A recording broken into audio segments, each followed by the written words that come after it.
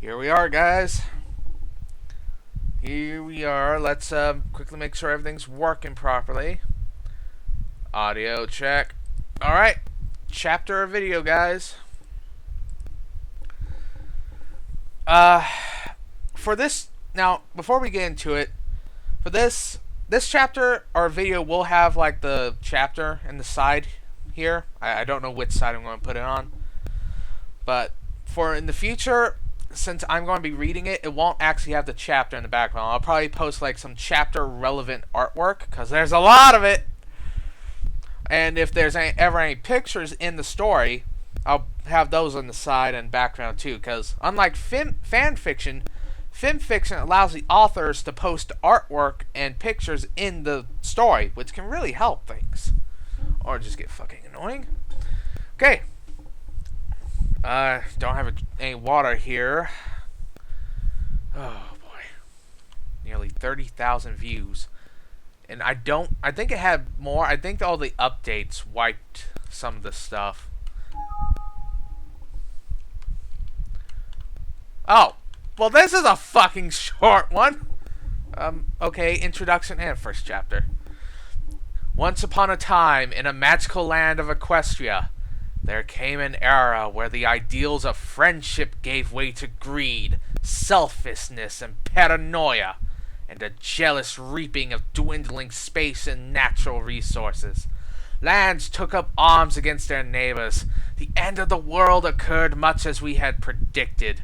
The world was plunged into an abyss of balefire and dark magic.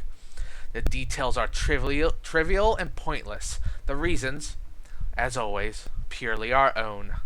The world was nearly wiped clean of life. A great cleansing, a magical spark struck by pony hooves quickly raised out of control. Mega spells rained from the skies. Entire lands were swallowed in flames and fell beneath the boiling oceans. Pony kind was almost extinguished, their spirits becoming part of the ambient radiation that blackened the land. A quiet darkness fell across the world. But it was not, as some had predicted, the end of the world. Instead, the apocalypse was simply the prologue for another bloody chapter in pony history. In the ancient days, thousands were spared the horrors of the Holocaust by taking refuge in enormous underground shelters known as stables. But they emerged. They had only the hell of the waste to greet them. All except those in Stable 2. For on that fateful day, when spellfire rained from the skies, the giant steel doors of Stable 2 swung closed and never reopened. Fallout Equestria. Ooh, I got fucking shivers! Damn! Next. Second reading of the story. Is that good? Prologue of Pip Bucks and Cutie Marks. If I'm going to tell you about the adventure of my life, how can I explain how I got to this place with these people and why I did what I'm going to do next? I should probably start by explaining a little about Pip Bucks. What is a Pip Buck? A Pip Buck is a device worn on the foreleg, just above the hoof, issued to every pony in a stable when they become old enough to work. A blending of unicorn pony magic and science, your Pip Buck will keep a constant measure of your health and even help administer healing poultices and other medicine. Track and organize everything in your saddlebags, assist in repairs, and keep all manner of notes and maps available at a hoof tap. Plus, it allows you to listen to the stable broadcast whenever you would like, as it can tune into and decrypt just about any radio frequency. And that's not all. A pony's Pip Buck generates a EFS, Eyes Forward Sparkle, that will indicate direction and help gauge whether the ponies or creatures around you are hostile. And perhaps most impressively, a Pip Buck can magically aid you in a fight for brief periods of time through the use of SATs, Stable Tech Arcane Targeting Spell. Oh, and features not to be forgotten, it can keep track of the location of tagged objects or people, including the wearers of other pitbucks. So if a pony somehow got lost, don't ask me how you get lost in a stable, but it happens occasionally, any pony who knew the lost pony's tag could find them instantly. It can even made to glow like a lamp. So yes, pitbucks really are a testament to unicorn pony arcane science. And yes, having a pitbuck is a big advantage. So how wonderful and miraculous all that just sounded. It's hard to impress upon ponies who never lived in a stable just how ordinary, how pedestrian a pitbuck was in the eyes of living in stable 2. And why I was disappointed to have one as my cutie mark. Every pony in stable 2 had a pitbuck. All that stuff I mentioned, most ponies don't even use half of that. They just used it to tune into the stable broadcast, listen to the sweet, sweet voice of Velvet Remedy. Even in the evenings or the late school singing competitions during the day, the stable had 2 soccer leagues, one which allowed sats and one which prohibited it. Otherwise, most ponies paid their pitbucks no attention at all. The overmare issued each pony their own pitbuck on the day of their cutie mark party. Usually a day or 2 after you get the mark on your flanks, that tells every pony what makes you special, what you're destined to be good at. Once it shows, the overmare knows what work to assign you.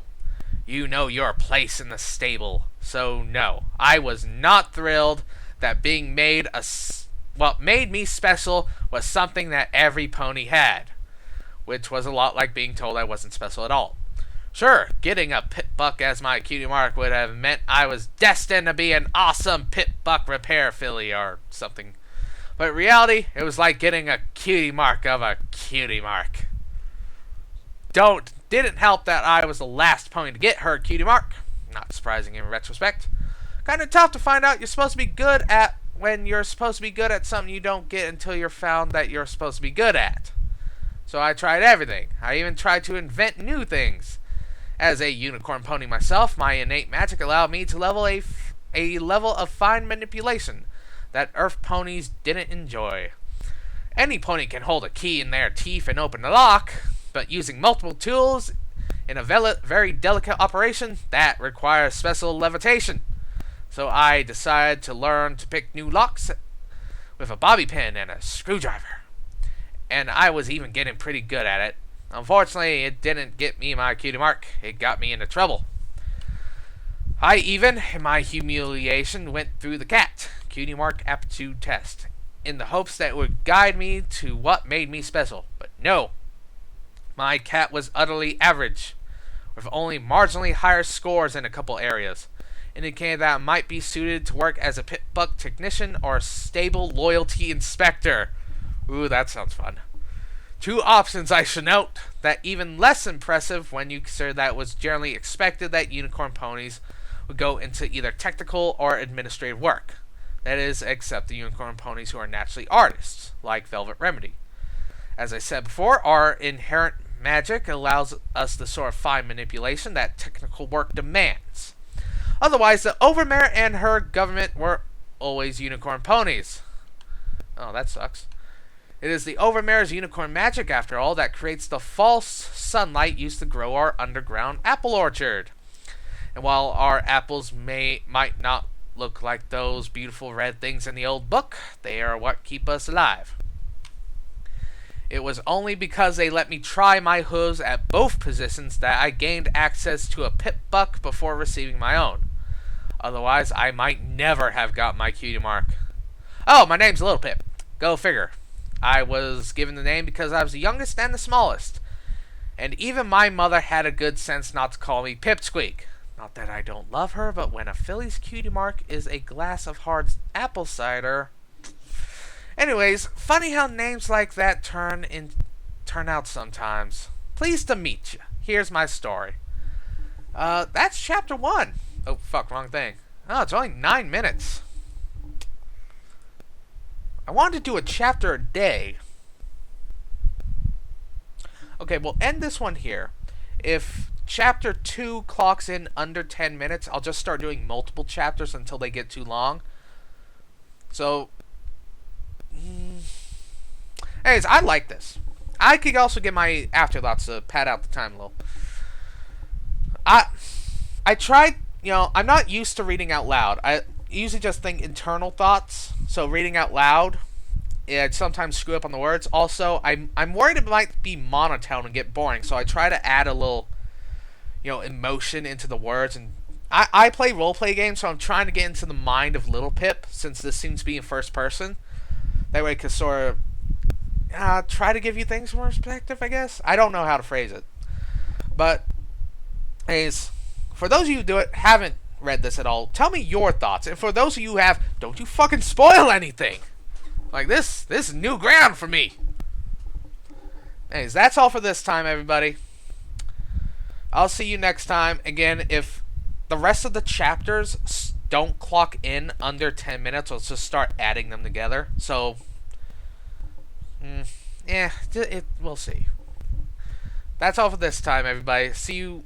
I'm repeating myself now. I'm too giddy.